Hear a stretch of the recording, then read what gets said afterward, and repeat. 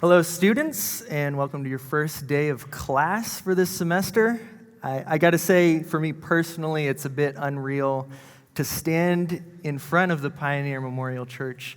I grew up 3 hours south of here near Cicero, Indiana, and so I was up here all the time. I remember sitting in these rows right here with my Pathfinder uniform on, studying trivia and reciting Bible verses from the book of Acts. And unfortunately, we didn't win that Bible Bowl, but it was a great experience. Much like our experience in Academy basketball tournaments, which we also didn't win. Also great experiences here. But I just got to say thank you for the opportunity to stand here today and to connect with all of you. So if you'll bow your heads with me and let's pray. Dear God, thank you so much for just the opportunity to share the same space together, to rub shoulders and look into each other's eyes and speak to one another face to face today. And thank you so much for using me as a vehicle for your word today and for all of the just unreal blessings that you have given me in this life.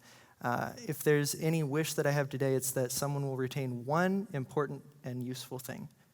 And that's it. Thank you so much, God. Amen. So I haven't had the chance to meet the vast majority of you myself. So here's a little background on my life. For my entire life, I have been head over heels in love with stories.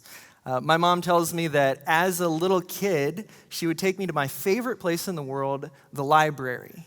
And what would happen every single time without fail is that I would disappear in these aisles and I would come back struggling like this, carrying something that could barely balance where you couldn't see my head anymore.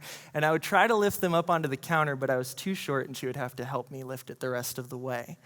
When we got home with these stories, I would stack them up neatly beside my bed, and I would sit there with my legs crossed and call for her to read me stories. She said it was very difficult to get away from me because every time she wrapped it up and said, "All right, let's be done," I would say, "Can we please read just one more?" Even as I grew older, I rarely left home without carrying a story with me. What I saved up for as an adolescent and teen was books. I held them down below the top of my desk so I could read through a couple of pages without my teachers noticing, and constantly found myself staring up into the face of a teacher with a raised eyebrow asking why I was reading instead of paying attention. In fact, the only time I was ever kicked out of class was over a book. The Adventist elementary school I attended had some strong policies on what you were and were not allowed to read in school, and I found myself face to face with an angry teacher asking me if my parents knew I was reading a book that had magic in it. I said I hope so because they're the ones that bought it for me. I was asked to leave class while she led my classmates in praying for my disobedient soul. Even today, if you were to come out to my new home in Portland, and you looked at kind of the setup, you would find a bookshelf next to my desk within arm's reach. And there's an empty shelf that's dedicated to books that I got from the library. Stories are some of the most important things in my life. As I grew older, I grew more aware of the stories that didn't come from my storybooks. I started learning the stories of the people around me. I started learning my family's history. How my great-great-grandfather had died of suicide. How his son, my great-grandfather, had been killed in a machinery accident. And how his son, my grandfather, had been murdered, shot to death at a gas station while his children were inside using the bathroom. Those stories were complex. They were full of missing pieces and pain, complicated by the thoughts of the storytellers themselves, the members of my family. My mom tells the story that when I was born, the trailer house that we lived in had just gotten running water and electricity. The stories I heard from my family growing up shaped my reality. As the poet Muriel Rukeyser put it, the universe is made of stories, not atoms. Now, what does she mean by that? She meant that our realities are formed in our minds by the stories around us. And that reality, to each one of us, is the culmination of the stories that we've heard. Our brains are hardwired for story. Not only do they take the patchwork of information we keep in there and string them together in narrative memories so we can bring them up later if we need them, our brains also fuse together fictional stories. Stories like what you might do after you get paid this week, or what you might plan for your mom's birthday. Your brain takes information and weaves it into a story to make it easier to navigate. Rob Beisenbach is the author of a book called Unleash the Power of Storytelling, and he writes, "No other form of communication is as effective at breaking down walls, influencing people, and moving them to act. Stories affect us physiologically as well as emotionally. We identify with the protagonist's struggle when we read a story, and intellectually, we put ourselves in their story and consider, what would I do?" Beisenbach cited research that found that hearing a story stimulates the same part of the brain that's affected when we experience an actual event. He said 63% of people remember stories and 5% remember statistics. 10 seconds from now, you will not remember that number. Beisenbach listed several ways stories make a difference. They tap into our emotions. They put a face on issues. Stories connect us, and they humanize us. As I grew older, I was exposed to lots of stories. My mind began piecing all of the things I'd seen and heard and read and creating what we'd all have, a worldview. Sermons created it. Teachers and classmates created it. The news created it. The people around me became the storytellers that I was dependent on to understand the world around me. Now, I'm going to make an assumption about every single person in this room, and I'm going to assume that you didn't choose your parents. Further, I'm going to guess that most of your early years, you didn't choose the school you attended, the news that was brought into your house, and I'm going to guess that it wasn't you deciding where to attend church, or which adults you spent the majority of your time with. For the most part, we didn't choose our storytellers. Growing up, my storytellers told me all about the other people in this world.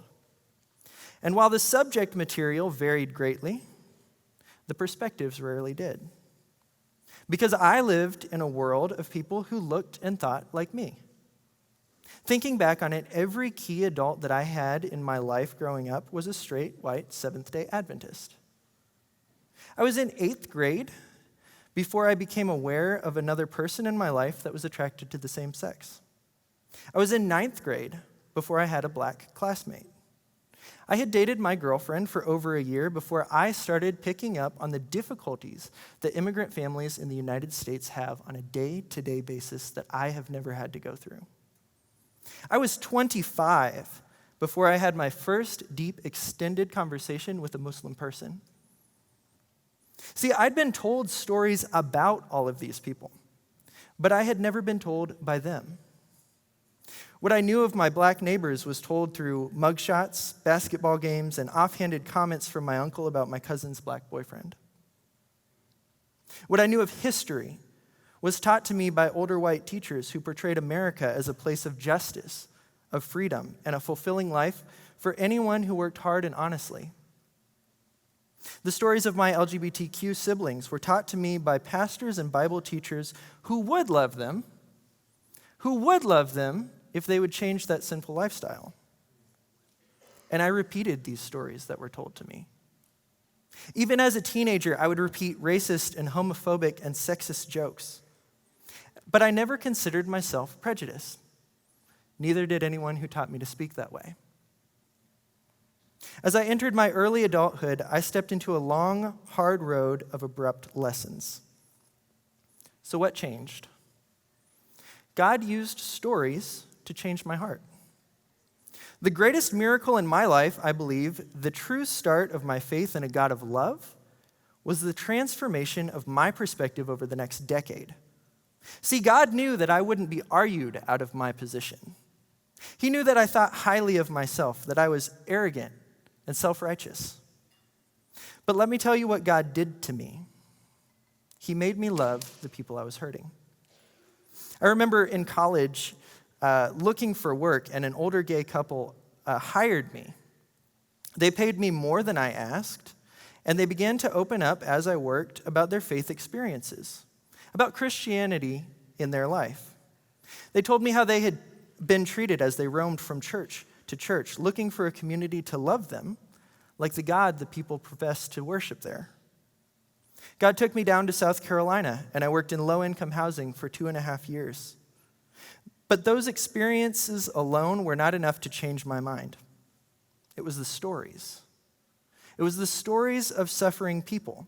See, the more I listened to diverse stories, the more I realized how often the abusers and oppressors looked and sounded like me.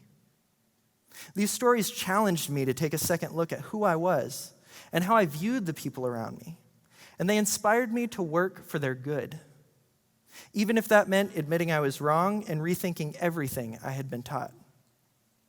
My story, though, is not a story about being cured of prejudice. I still have a long way to go and a lot to learn. My story is simply about learning to listen.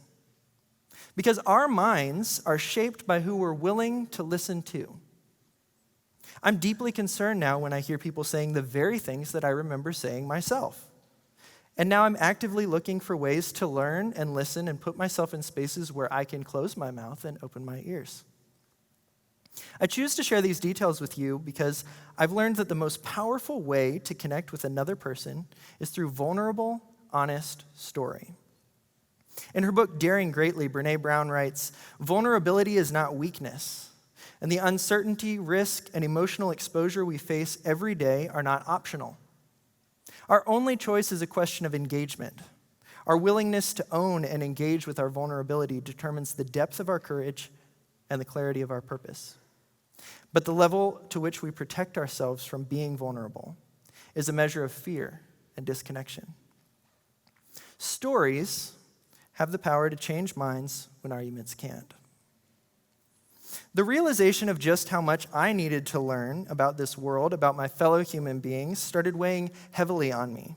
I started looking for ways to learn about other people, reading things written from perspectives that didn't look and sound like mine. And it was during this process of exploration that I stumbled across a Facebook page called Humans of New York. For me, Humans of New York was like a 101 class in listening. This photographer, the man who started the page, Brandon Stanton, would go out into New York City, and he would just take pictures of people, sit down with them, and talk to them about their lives. He'd share the things that they said. And what I did as I read these things is I started tracking my reaction when I saw the post to my reaction after reading the story of the person in the post. I noticed that my method of living, the way that I treated people, the way that I saw people was changing over time. I became less judgmental. I became more patient, more curious. These experiences began translating into my physical life.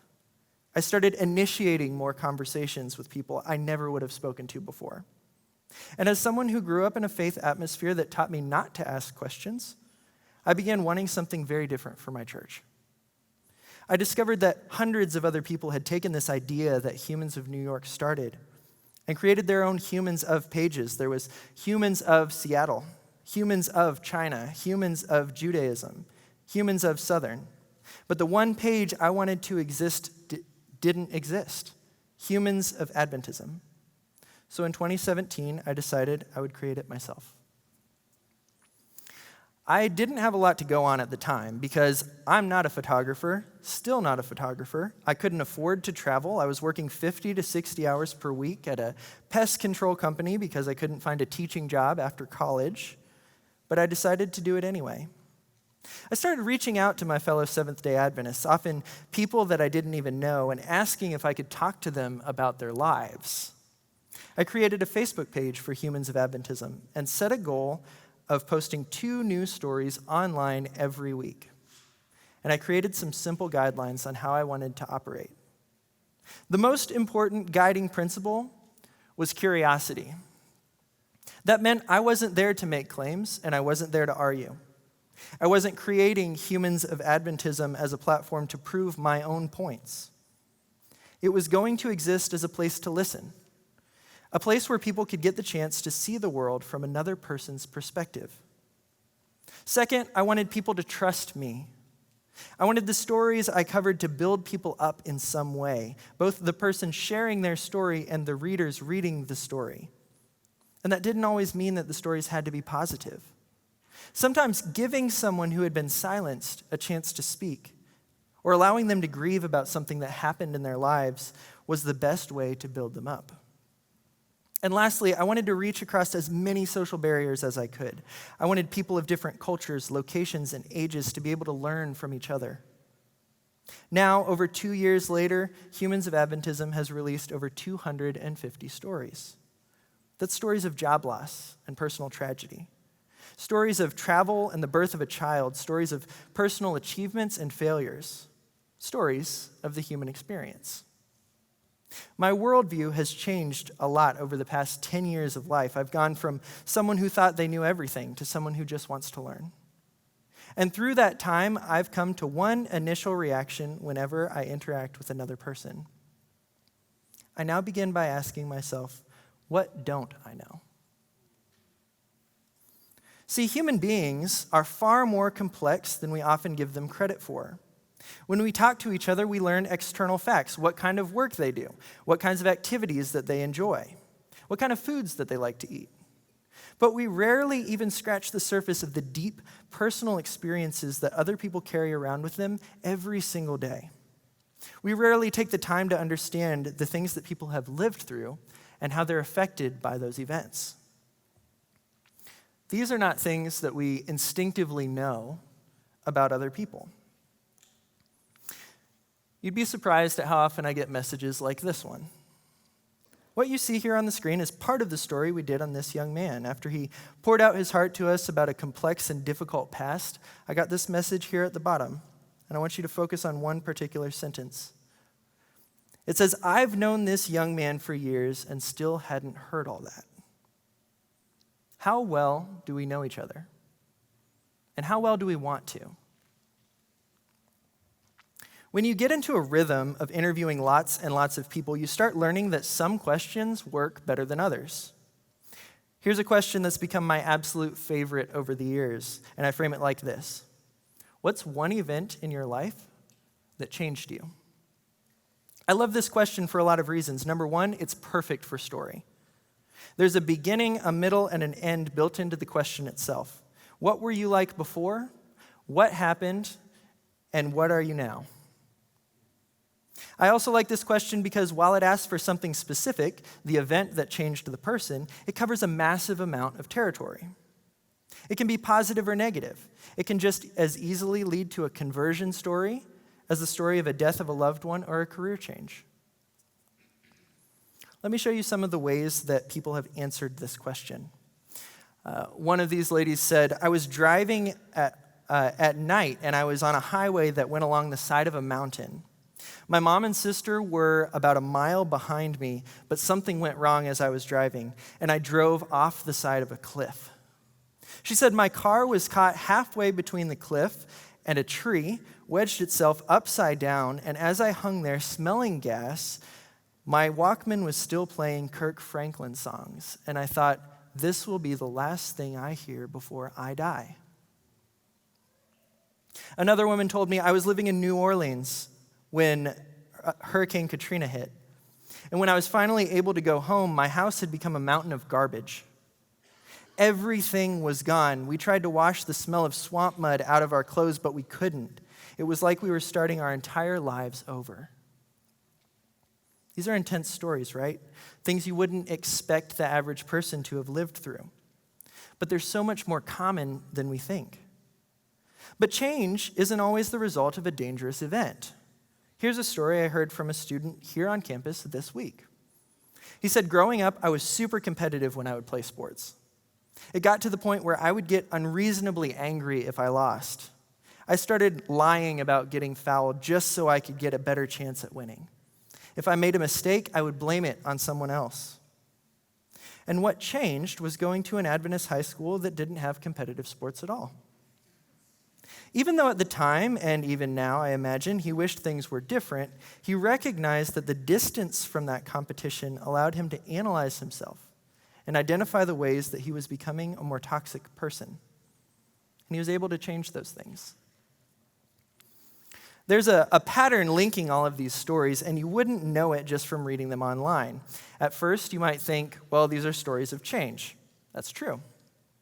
But because I sat face to face with each of these people, I know there's something else that links them all together. See, when I first asked each of these people to tell me about their lives, they didn't mention any of this. The first person started by telling me how they were called to ministry in college. The second person spent over an hour talking about their job, their church, and a new youth ministry they were planning there. The last guy told me his story as the son of a pastor and missionary family. But none of them started with the stories I just shared with you. By taking time and sitting with them and being genuinely interested in them, I was able to stick around long enough to hear the stories they haven't told over and over. The things people don't usually listen long enough to hear from them. Because understanding each other takes time. It rarely happens naturally. The challenge for each of us, if we want to deepen our relationships and grow as a community, comes down to intentionality. We actually have to seek out stories. We have to listen without needing to push our own story into the moment. We have to be curious about each other. I think part of the problem here is that we haven't handled this idea of authentic storytelling well. There's a societal pressure to condense our stories, to not take up too much of other people's time. Even simple informational questions often come with a pressure to give a concise answer. Where are you from? How are you? And what do you want to be? Are actually huge questions for most of us, but the expectation is that we'll keep it short, clean it up, respect the other person's time. And if we're honest, how many of us ask these questions and aren't prepared for a long answer? I think we've come to view our stories like this. Simplified, made of one material, a single thing. But every time we condense our story down to make it acceptable to other people, we teach ourselves that the story is like this, flat, uninteresting, something to get out of the way so we can be comfortable again. But there isn't a single human being on this planet whose story actually looks like this. It just isn't reality. Our stories look more like this. Every person is the combination of uncountable life stories. My story is as much the story of my parents' divorce as it is the story of getting married myself at 20 years old. It's the story of my car breaking down when I had no cell phone reception. It's the story of taking an overnight flight from Portland to South Bend last week and nearly leaving everything I needed to speak to you today back on the plane.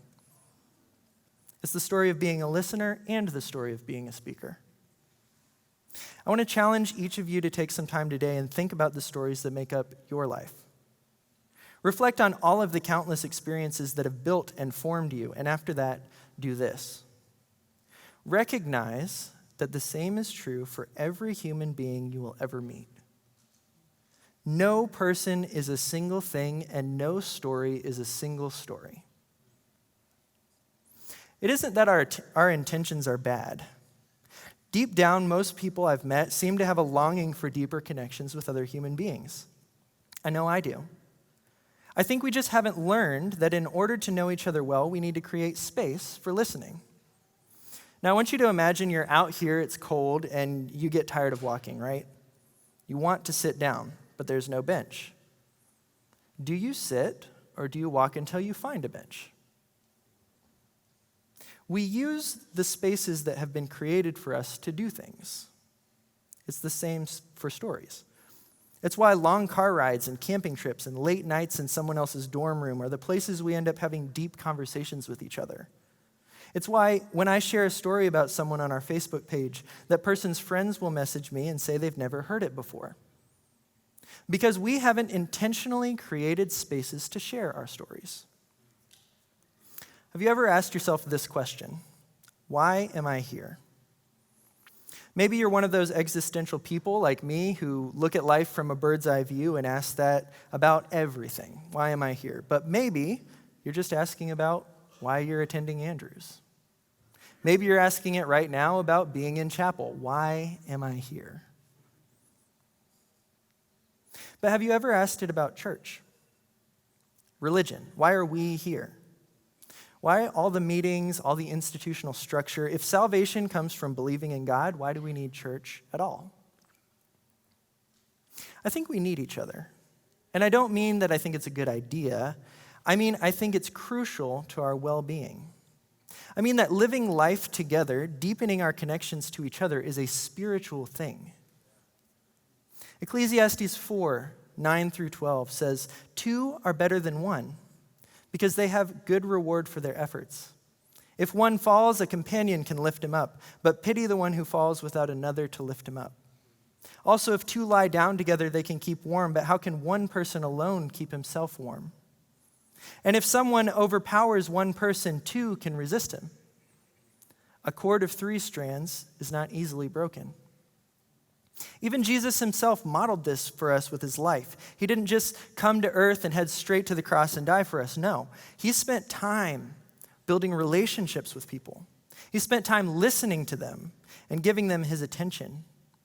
He spoke to the specifics of their lives. In fact, it was because Jesus spent time with particular people that his church didn't want people to spend time with, that some people hated Jesus in the first place. Mark 2:15 has a very simple verse that's easy to miss, but there's so much power in it. It says, "While Jesus was having dinner at Levi's house, many tax collectors and sinners were eating with him and his disciples. For there were many who followed him. When the teachers of the law, who were Pharisees, saw him eating with sinners and tax collectors, they asked his disciples, 'Why does he eat with tax collectors and sinners?'" See, there's a pattern here. Each time people said, "Why are you listening to them?" they have nothing important to say. Their words are not valuable. And each time, Jesus intentionally created a new space between himself and other human beings. Because even though Jesus was God, over and over he takes the time to stop, to ask, to listen. Over and over he counters his societal system. He goes against the will of his society, pushes back against the prejudices of the world around him. He sits with tax collectors and sinners, with Samaritans and women and children. He touches lepers and the demon-possessed, and even heals the Roman centurion's servant. See, Jesus had an ability that we don't. He could see the deeper stories of people around him. He tells the woman at the well her own story, that she has had 5 husbands before, that the man she is living with is not her husband. But instead of condemning and judging her, he connects with her. He spends time with her. Although he's the God of the universe, he looks into the specific details of every person's life around him, and he works with them in that context. I believe Jesus was showing us a powerful truth here. 1 John 4:7 says, "Everyone who loves has been born of God and knows God."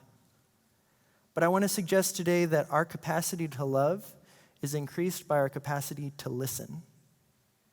If we only listen to respond, if we don't actively look for the voices that are being silenced, if we're so focused on our own lives and day-to-day burdens that we don't have time for anyone else, I believe we hinder our ability to love like Jesus did.